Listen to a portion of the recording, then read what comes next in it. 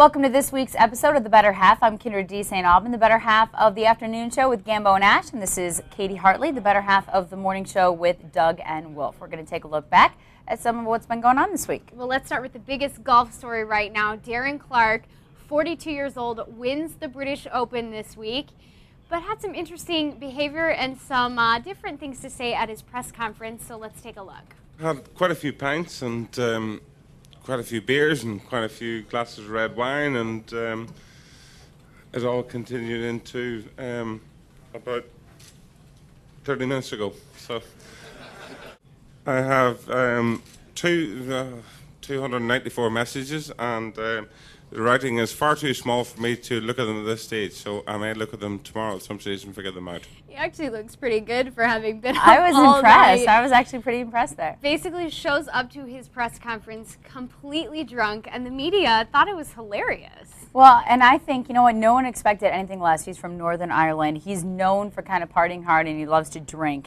You know, so I wasn't totally shocked. I mean, he was a little more trash than I guess I was expecting, but who schedules a press conference for the next morning anyway? I mean, what do you expect when the guy does? It's like, what if we took the Stanley Cup guys, the team that won, and drugged them out for the next morning? I mean, how great would they be? But is it okay just because he's Irish? No, Is not it at all. okay to show up to a press conference just because he's Irish? No, not by any means, but, you know, I give him credit for showing up. He could have skipped it altogether. Well, I actually started thinking, I wonder if it was a female golfer and she had won a championship like that and showed up the next day drunk. I'm not sure that everybody would have thought it was so funny.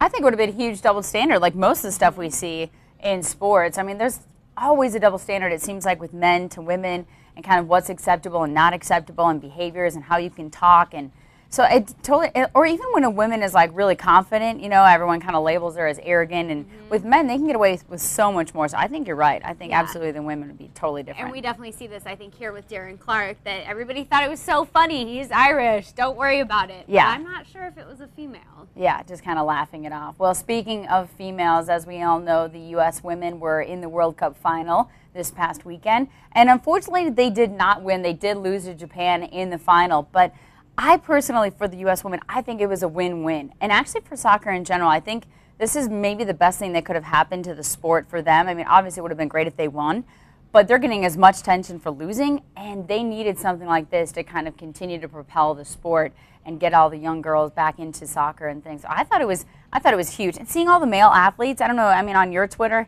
feed, if you saw, I was so impressed with all the guys that were following the soccer. I was totally impressed with it. And I think it's kind of a no-win situation. So you and I are not on the same page with that.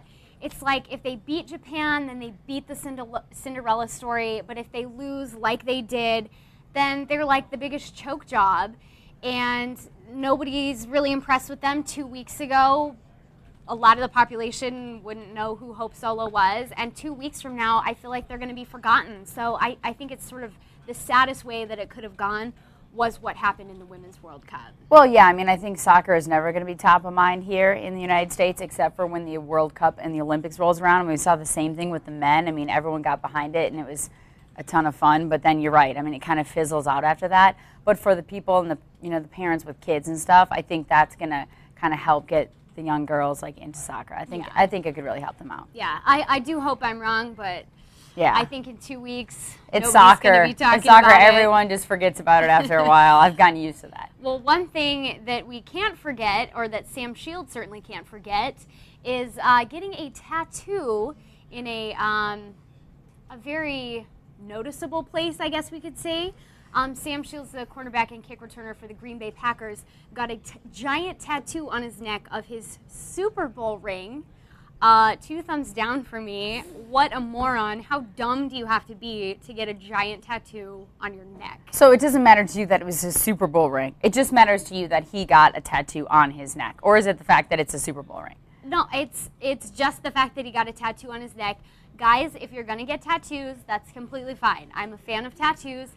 But all tattoos should be able to be covered in a tuxedo. Oh, I don't know about that. That's what I think. I don't know about that. I mean, I agree the neck thing, the face thing, the head thing. I'm not quite sure what's going on there or why people desire to do that. But it actually is weirder to me that it's a Super Bowl ring. Like, really, guy? Well, like, he was really? on the team for like a minute. Well, not only that, but He had 2 tackles. What happens in the when he Super gets Bowl. sent That's to it. another team and stuff? You know what I mean? I don't know. I'm just not. I don't know. I think it's weird. He goes into another locker room that has never won a Super Bowl, and he's got a giant tattoo of a Super Bowl ring on his neck. I can't imagine that his teammates are going to really think highly of him. Yeah, I don't think anybody would take him seriously after that. Yeah, just put it this way: neither of us will be showing up with a neck tattoo. Definitely not. Next week, we will not be back with neck tattoos. Thanks for joining us this week for this episode of The Better Half. We'll be back next week. Until then, follow Kendra on Twitter at Kendra620, and you can follow me at FunKatie620.